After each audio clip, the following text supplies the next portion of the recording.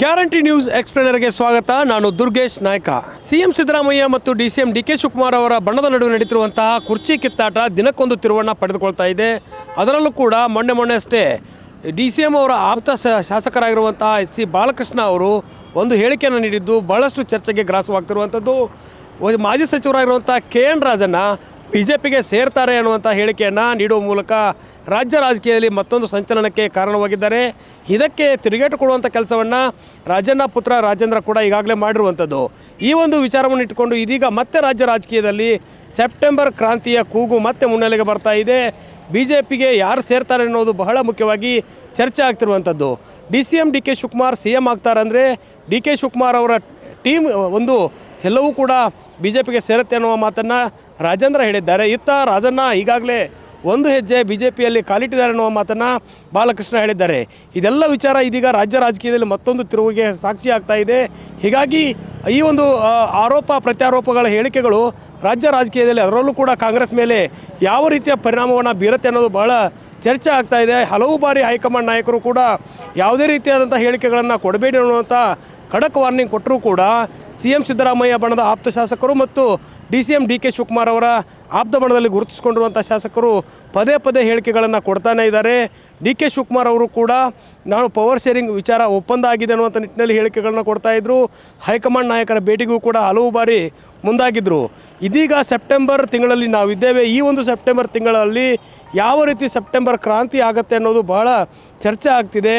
ಈ ಒಂದು ಆರೋಪ ಪ್ರತ್ಯಾರೋಪ ಅದರಲ್ಲೂ ಕೂಡ BJಪಿಗೆ ಡಿ ಕೆ ಶಿವಕುಮಾರ್ ಹೋಗ್ತಾರೆ ಅಥವಾ ರಾಜನ್ ಅವರು ಹೋಗ್ತಾರೆ ಅನ್ನುವಂಥ ಹೇಳಿಕೆಗಳು ಸೆಪ್ಟೆಂಬರ್ ಕ್ರಾಂತಿಯ ಮುನ್ಸೂಚನೆಯ ಅನ್ನುವಂಥ ಚರ್ಚೆ ಆಗ್ತಿರೋದ್ರಿಂದ ರಾಜಣ್ಣ ಅವರು ಯಾವುದೇ ಕಾರಣಕ್ಕೂ ಕೂಡ ನಾನು ಕಾಂಗ್ರೆಸ್ಗೆ ಹೋಗಲ್ಲ ಅನ್ನುವಂಥ ಮಾತನ್ನು ಹೇಳಿದ್ದಾರೆ. ಇತ್ತ DCM D K Shivakumar RSS ಗೀತೆ ಹೇಳುವ ಮೂಲಕ ಮತ್ತೊಂದಿಷ್ಟು ವಿರೋಧಿಗಳ ಕೆಂಗಣಿಗೆ ಗುರಿಯಾಗಿದ್ದರು. ಹೈಕಮಾಂಡ್ ನಾಯಕರ ಆಕ್ರೋಶಕ್ಕೆ ಕೂಡ ಕಾರಣವಾಗಿದ್ದರು.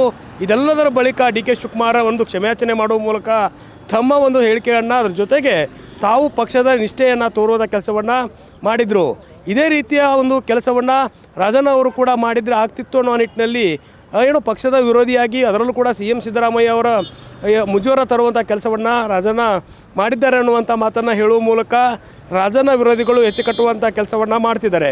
ಹೀಗಾಗಿ CM Siddaramaiah DCM D K Shivakumar ಅವರ ನಡುವೆ CM ಕುರ್ಚಿಯ ಕಿತ್ತಾಟ ದಿನದಿಂದ ದಿನಕ್ಕೆ ತಾರಕಕ್ಕೆ ಏರ್ತಾ ಇದೆ. ಬಣ್ಣದ ಬಡಿದಾಟ ಜೋರಾಗ್ತಾ ಇದೆ.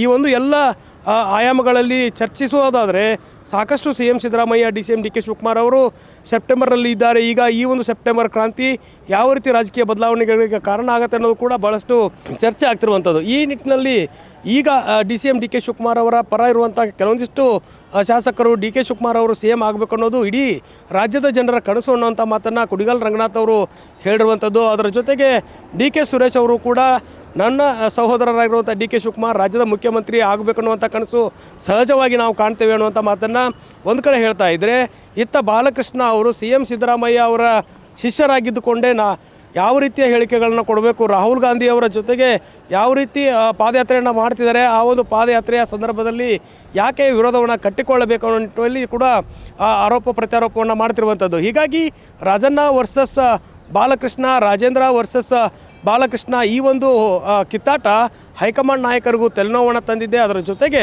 CM ಸಿದ್ದರಾಮಯ್ಯ ಅವ್ರಿಗೂ ಕೂಡ ಈ ಒಂದು ಎಲ್ಲ ಬೆಳವಣಿಗೆಗಳು ತಲೆನೋವು ತಂದಿರೋದ್ರಿಂದ CM ಸಿದ್ದರಾಮಯ್ಯ ಅವರು ಕೂಡ ಗುಪ್ತಚರ ಇಲಾಖೆಯ ಮಾಹಿತಿ ಸಂಗ್ರಹಕ್ಕೆ ಮುಂದಾಗಿದ್ದಾರೆ ಅನ್ನುವಂಥ ಮಾಹಿತಿ ಸಿಗ್ತಾ ಇರುವಂಥದ್ದು.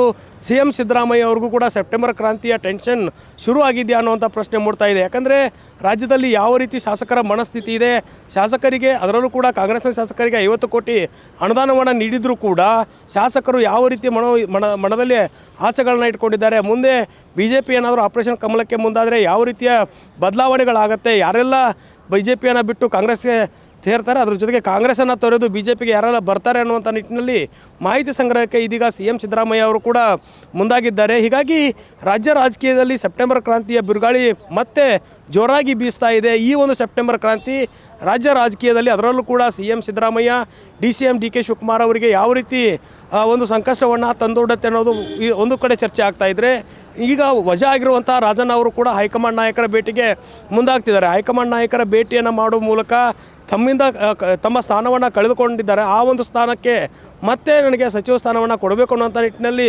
ಬೇಡಿಕೆಯನ್ನು ಇಡುವಂಥ ಸಾಧ್ಯತೆ ಇರುವಂಥದ್ದು. DCM DK ಶಿವಕುಮಾರ್ ಸೇರಿದಂತೆ ಎಲ್ಲ ನಾಯಕರು ಕೂಡ ರಾಜಣ್ಣ ಅವರ ಒಂದು ವಜಾವನ್ನು ಸ್ವಾಗತ ಮಾಡಿದರು. ಖುದ್ದು ರಾಜಣ್ಣ ಅವರು ಕೂಡ ತಮ್ಮ ರಾಜೀನಾಮೆಯನ್ನು ಸ್ವಾಗತವನ್ನು ಮಾಡಿ ಏನು ರಾಜೀನಾಮೆ ನೀಡಿದ್ದಾರೆ. ಹೀಗಾಗಿ ಈ ಎಲ್ಲ ಘಟನೆಗಳಾದ ಬಳಿಕ ಹೈಕಮಾಂಡ್ ನಾಯಕರ ಭೇಟಿಯನ್ನಾಗಿ ತಾವು ಮಾಡಿರುವಂಥ ಹೇಳಿಕೆಗಳು ಯಾವ ರೀತಿ ಇದೆ, ಅದರ ಜೊತೆಗೆ ತಮ್ಮ ಹೇಳಿಕೆಯನ್ನು ಸಮರ್ಥನೆ ಮಾಡಿಕೊಳ್ಳುವ ಮೂಲಕ ಸಂಪೂರ್ಣವಾಗಿ ಆ ವಿಡಿಯೋದಲ್ಲಿ ಏನಿದೆ ಅನ್ನುವಂಥ ಮನವರಿಕೆಯನ್ನು ಹೈಕಮಾಂಡ್ ನಾಯಕರಿಗೆ ಮಾಡಿಕೊಡುವ ಕೆಲಸಕ್ಕೆ ಮುಂದಾಗ್ತಿದ್ದಾರೆ. ಏನು ಈ ಒಂದು ತಿಂಗಳಲ್ಲಿ ದೆಹಲಿಗೆ ತೆರಳುವಂಥ ಎಲ್ಲ ಸಾಧ್ಯತೆಗಳು ಹೆಚ್ಚಾಗಿರೋದ್ರಿಂದ CM ಸಿದ್ದರಾಮಯ್ಯ ಅವರ ಜೊತೆ ರಾಜಣ್ಣ ಮಾತುಕತೆ ನಡೆಸಿದ ಬಳಿಕ ದೆಹಲಿ ಪ್ರವಾಸವನ್ನು ಕೈಗೊಳ್ಳುತ್ತಿದ್ದಾರೆ. ಹೀಗಾಗಿ ಈ ಎಲ್ಲ ಬೆಳವಣಿಗೆಗಳು ರಾಜ್ಯ ಕಾಂಗ್ರೆಸ್ ಮೇಲೆ ಯಾವ ರೀತಿಯ ಪರಿಣಾಮವನ್ನು ಬೀರುತ್ತೆ ಅನ್ನೋದನ್ನು ಕಾದು ನೋಡಬೇಕಾಗತ್ತೆ. ಕ್ಯಾಮ್ರಾ ಪರ್ಸನ್ ಯುವರಾಜ್ ಜೊತೆ Durgesh Naik, guarantee news, Bengaluru. Guarantee news, ಸುದ್ದಿ ಖಚಿತ, ನ್ಯಾಯ ನಿಶ್ಚಿತ.